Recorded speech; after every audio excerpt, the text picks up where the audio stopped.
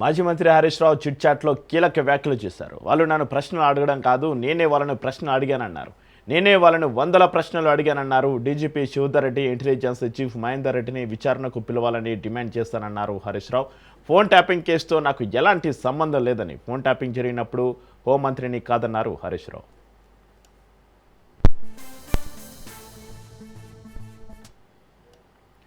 మాజీ మంత్రి హరీష్ రావు చిట్ చాట్లో కీలక వ్యాఖ్యలకు సంబంధించి మరింత సమాచారాన్ని మా ప్రతినిధి సైదులు ఫోన్లలో అందిస్తారు. సైదులు, చక్రి, మాజీ మంత్రి హరీష్ రావు తెలంగాణ భవన్ లో సిట్ విచారణకి హాజరైన తర్వాత ఆయన మీడియా సమావేశం నిర్వహించారు. మీడియా సమావేశంలో అనేక అంశాలు సిట్ విచారించిన తీరుని మీడియాకి చెప్పడం జరిగింది.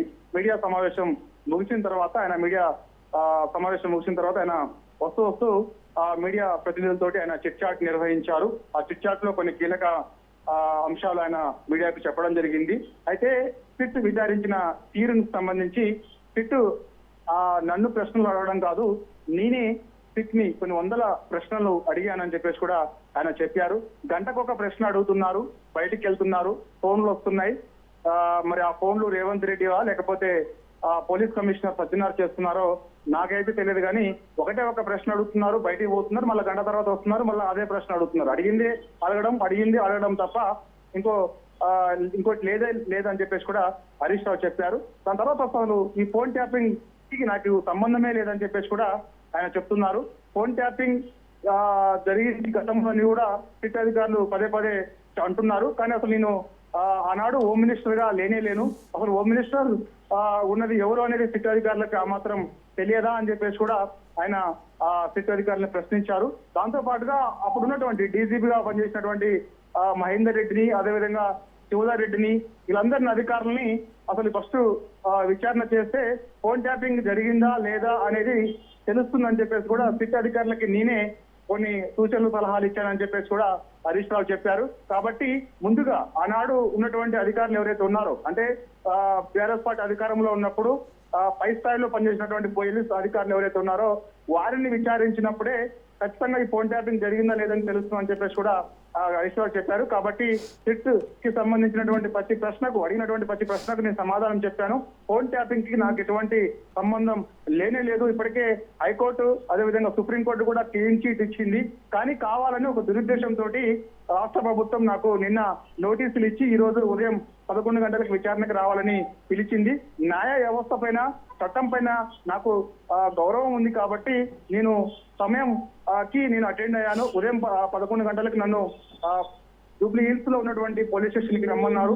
సో ఆ నోటీసుల్లో పేర్కొన్నారు. సో నేను ఎగ్జాక్ట్లీ 11 గంటలకు నేను సిట్ ముందు విచారణకి హాజరయ్యాను. నా నిబద్ధత అది అని చెప్పేసి కూడా అన్నారు.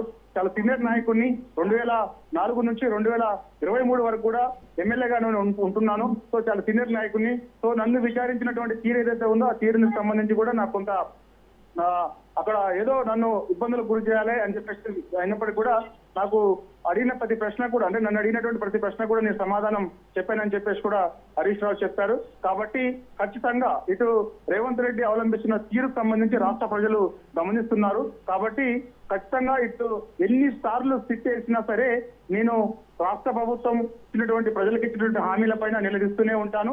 ఎన్నిసార్లు విచారణకి పిలిచినా సరే ప్రతి విచారణకి నేను హాజరవుతాను. కానీ ఖచ్చితంగా ఏదో ఒక రోజు రేవంత్ రెడ్డి పేక మేడ కూలడం ఖాయం అని చెప్పేసి కూడా ఆయన అంటున్నారు. ఎందుకంటే ప్రజలు అన్ని గమనిస్తున్నారు కాబట్టి ప్రజలకు ఇచ్చినటువంటి హామీ ఏ ఒక్క హామీ రేవంత్ రెడ్డి నెరవేర్చకుండా ఈ యొక్క డైవర్ట్ పాలిటిక్స్ పాల్పడుతున్నారు. ఎందుకంటే నిన్న నేను మాట్లాడిన కొన్ని గంటల వ్యవధిలోనే నాకు నోటీసులు ఇచ్చారు. ఎందుకంటే బొగ్గు కుంభకోణం జరుగుతుంది, అది పెద్ద కుంభకోణం. ఆ కుంభకోణంలో ముఖ్యమంత్రి రేవంత్ రెడ్డి బంధువులు ఉన్నారని నేను చెప్పగానే వెంటనే నాకు నోటీసులు ఇచ్చారు. ఈ విషయాన్ని ప్రజలు గమనిస్తున్నారు, ప్రజలకు అన్ని తెలుసు.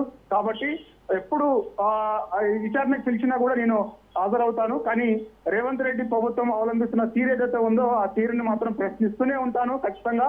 సో ఇంకా అధికారం ఎవరికి కూడా శాశ్వతం కాదు. ఎందుకంటే మరో 3 ఏళ్లు మాత్రమే కాంగ్రెస్ పార్టీ రాష్ట్రంలో అధికారంలో ఉండే అవకాశం ఉంది. ఖచ్చితంగా బీఆర్ఎస్ పార్టీ అధికారంలోకి రాబోతుంది. పోలీసులు అత్యుత్సాహం కనబరిస్తే మాత్రం ఎట్టి పరిస్థితుల్లో కూడా ఊరుకునేది లేదని చెప్పేసి కూడా పోలీసులను హెచ్చరించారు మాజీ మంత్రి హరీష్ రావు. దాంతో పాటుగా ముఖ్యంగా ఎవరైతే ఇటు చట్ట విరుద్ధంగా ఎవరిస్తారో పోలీసులు వాళ్ళని ఎట్టి పరిస్థితుల్లో కూడా, అంటే రిటైర్మెంట్ అయినా సరే వదిలిపెట్టే ప్రసక్తే లేదు. వారిని ఖచ్చితంగా శిక్షిస్తాము చట్టం ముందు అని అంటున్నారు. కాబట్టి చట్ట పరిధిలోనే నడుచుకోవాలి ఎవరైనా సరే. కానీ చట్టం పరిధి దాటితే మాత్రం పరిణామాలు వేరే ఉంటాయి. ఎందుకంటే అధికారం అనేది ఎవరికి స్వాస్థం కాదని చెప్పేసి కూడా హరీష్ రావు అంటున్నారు. కాబట్టి సిట్ విచారించినటువంటి తీరు ఏదైతే ఉందో ఆ తీరుకు సంబంధించి సిట్ ఒక ప్రశ్న అడిగితే నేనే సిట్ ని కొన్ని వందల ప్రశ్నలు అడిగానని చెప్పేసి కూడా హరీష్ రావు చెప్పారు. Right, thank you Saidulu.